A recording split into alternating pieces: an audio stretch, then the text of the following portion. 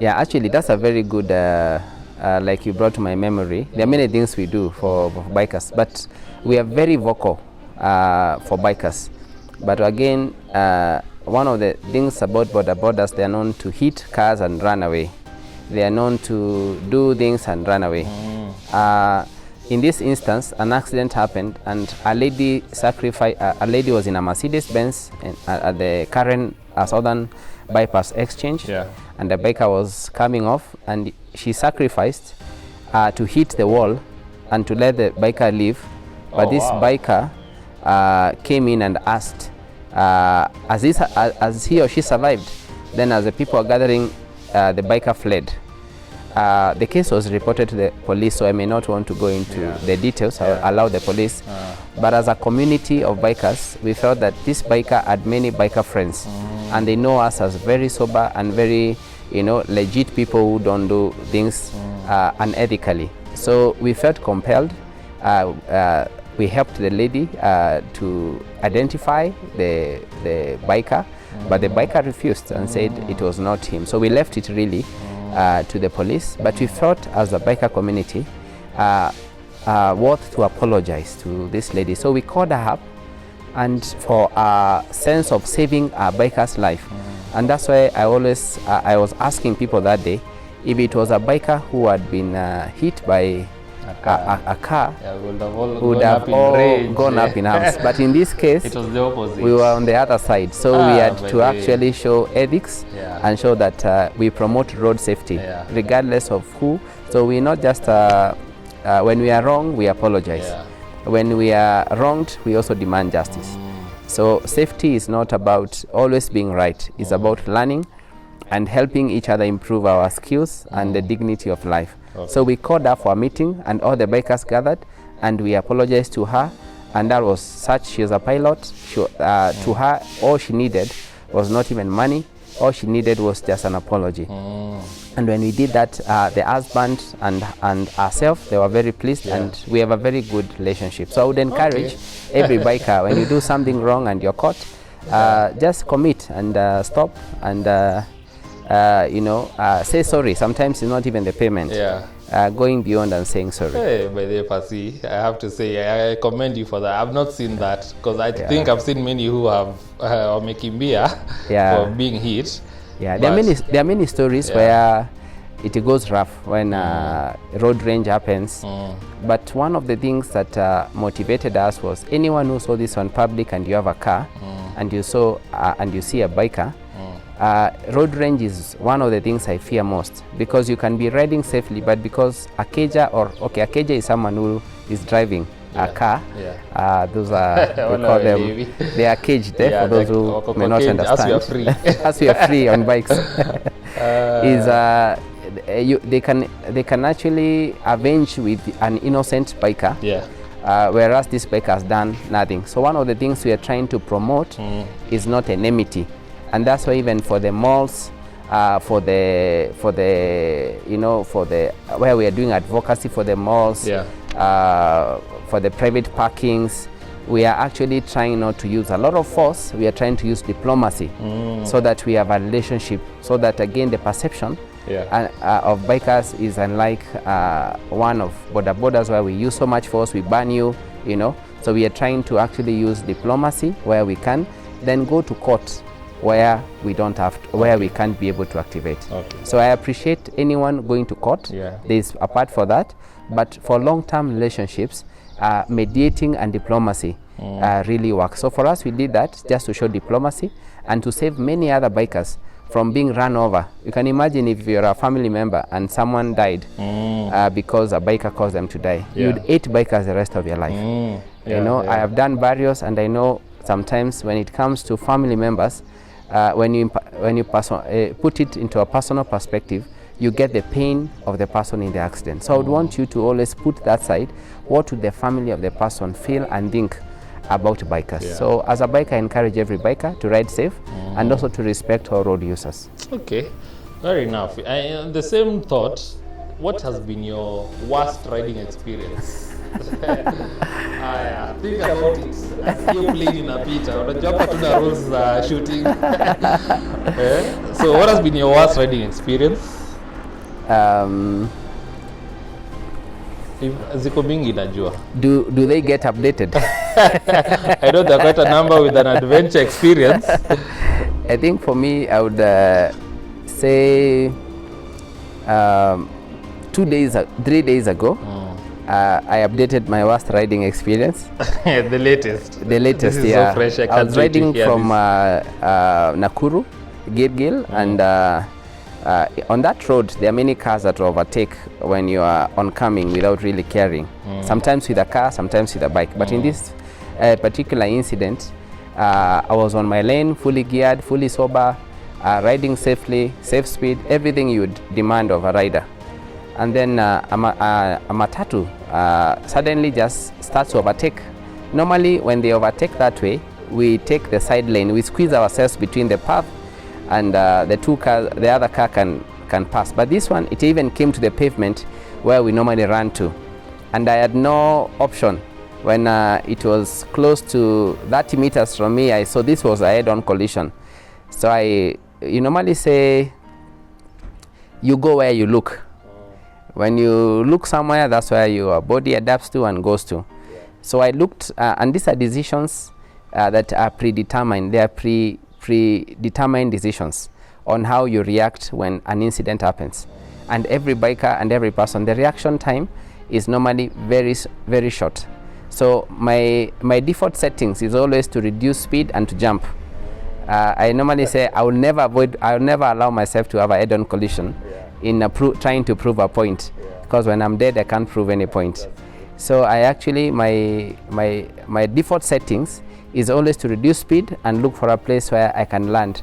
I know where I'm going. I know if the bike wants to go somewhere else, it doesn't matter. Me, I have to choose where to go. So in this particular case, there was a height of I don't know.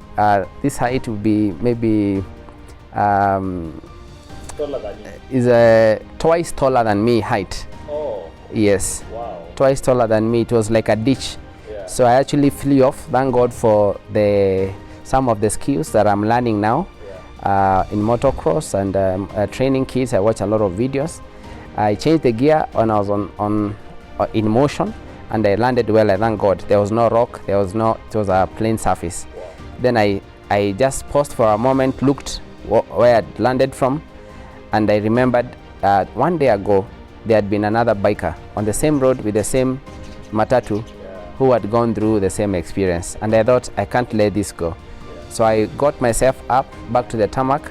I was able to catch up with the matatu. I didn't punch it.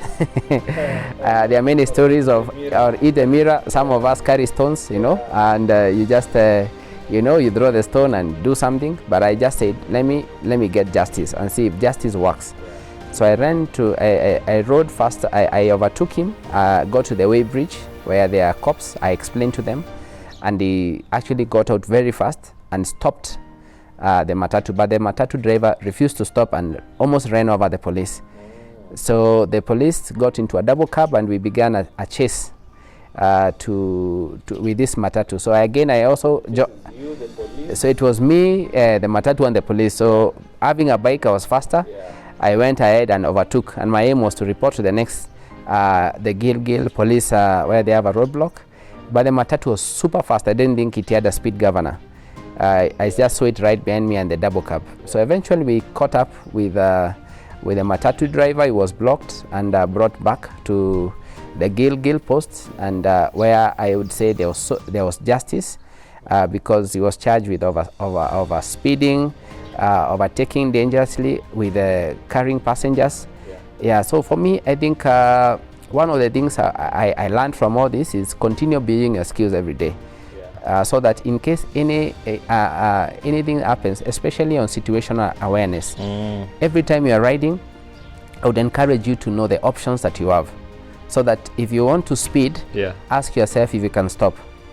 If you want to do something to make a decision, always look at the options. If things went wrong, what would you do? Because for me, as I ride every day, that's what I keep on asking on my mind. If this happened, what are my options? So I don't position myself on the road in such a way that I am It's basically, we call it defensive riding. You always have to ride defensively, asking yourself, because you are the body, you are everything, you know. Your parts are not made in Kenya, they are made in India and other countries. Other parts for the cars, they are made in Kirinyaga Road and other places. So it's expensive to actually risk yourself. We are in a risky, riding is risky, but when you when you ride defensively, for me, and you're aware of your situation. So for me, really being aware, I looked behind, there was no car, I looked on the side, so I knew very well as this car was approaching, I was just contemplating, what do? I looked at the mirror, there was no car behind me. If I brake, I'll still head on. Then if I go to the ditch, I'm able to land and survive. And exactly the decision I made was because of situation and awareness. So I would also encourage, apart from when you ride 150, start riding, please don't stop training. You never graduate, you progress in riding. When you know a skill, don't stop there and be proud that now I can do a wheelie, I can keep on growing, because in situations like those of accidents, all those skills you've learned will come into play, and you never know. A skill that you don't know might actually save your life, like the off-road training saved mine. Okay. Hey, Pole for that experience. Yeah.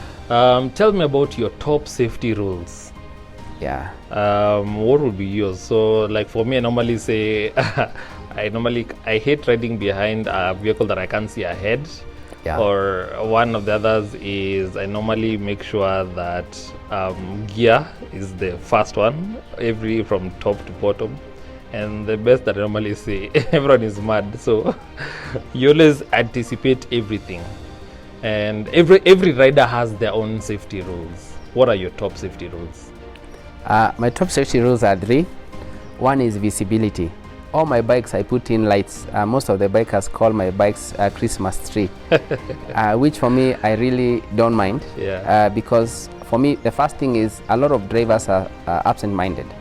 So the more visible you are, where you position yourself, make sure the people around you know of your... I know some of us have loud pipes. I don't have loud pipes, but I have, mine is custom made, so at least you're able to know I'm around. The second is the speed limit. I have discovered I've had close to 11 accidents in my life of riding. Some are minor, some are major. Major are only 2, where I broke I had a fracture. But one of the things I've learned is when your speed, you can manage your speed, the impact of an accident is not as much as when you can't manage the speed. But you can't control when you'll have an accident or when things will go wrong. But when you are in a speed that you can manage, or your bike can manage, like a bike with an ABS is different from a bike with a non-ABS. The bike I had, Vistrom, never had an ABS. So I had to plan myself, because a bike with a anti-locking braking system, ABS, is able to help you to not lock the wheels. So you're able to again, so for me, know your bike. If you want to go faster, again, get bikes that can stop. But I see boda sometimes try to do what super bikes do. Leaning. They try to lean and they flip over because there's a science in that. So I say, so my second rule is keep a speed limit that you are able to manage with your skills. Then my third safety rule is that you're not perfect. Make friendships with cagers, guys who are driving with other bikers, because the road use is about cooperation. If you indicate and the person is still turning, don't fight with them. Allow them to go. If someone is oncoming, and don't be the one. You don't have to win. You don't. It's not a battleground. It's a place for traveling. So for me, I try as much as possible to allow anyone who want the right of way, because I understand I'm less privileged because I'm exposed. So for me, those 3, Fair enough. Last question as we wind up. Most embarrassing moment in your riding experience? Most embarrassing moment is when I got my Vistrom, and I'd never turned such a big bike. and I first took a ride to Busia with my friend. Then we went to Isiolo, a place called Ngaremara, and we parked our bikes, and it was time to go off. But where the bike was parked, it was a very sharp turn. And I didn't know how to turn adventure bikes. I thought it was a small bike like an Apache. So I turned 7 times and fell 7 times on the same spot. What? Until I was humbled to go to YouTube and I typed how to turn a big bike. YouTube University. YouTube University. And What? I learned that there's something called counter steering. Yeah. So I finished my soda and I had to show people I was just joking. Yeah, and I got on and I did a counter steering. Wow, it works. And off I went. And everyone thought it was, but it was very embarrassing. People would come help me turn. They would hold my bike. And when I just turn like this, I fall with all of them. So it was, I wish I recorded that, but That's it was very embarrassing. When I grow up, I will make sure I don't get that moment. Yeah. Sawa. Thank you very much, Percy, for Thank gracing you. us for this episode. Yeah, thank you. Is there anything else you want to wrap up with this? Any message you have as the chair, or even just as an individual? Yeah, mine is just to thank you all for supporting what we do. The Motorcycle Kenya, now registered as a Private Bikers Association. We have a very good team, and I want to also take this opportunity first to thank the outgoing team, Reverend Nick, Choa, Njeri, Malibu, Blade Doc, Saidi, Dr. Lombosia, and every person who has served to make MK what it is today. Yeah. Because I see MK will live beyond any club, it will live beyond any personality, to lead. So there's a new team that has come in where I'm a team leader, and the plans they have for bikers, I can't wait. So don't miss out. Soon I hope we'll have every leader being profiled, so that you get to know exactly what plans we have as a Private Bikers Association and known as Motorcycle Kenya. So thank you, and let's keep riding safe. Let's have fun. Bring some fun. I'm looking forward to, after COVID, for us to actually do a major ride. Group ride. Yeah, group ride. I think we can call it anti-COVID ride. Yeah. So we did the Ubuntu ride, which was so good before COVID. Apa to share for anti-COVID ride coming so up. we need to do an anti-COVID ride when COVID subsides. Yeah. We need to go out. It's been a long 1.5 or 2 years of just sitting. We need to go back to the rides and bring some fun and energy on our bikes. Okay. Thank you. My name is Sammy Kiumbe. I want to encourage everyone to subscribe to isabella.com to get more and more updates about what's happening in the biker community in Kenya and beyond. There are many things happening, and thank you so much. You guys have been consistent, and I pray that you continue to improve and represent us, even represent and bring out what we are doing at individual levels. Thank you. Thank you. Asante sana. Yeah, asante.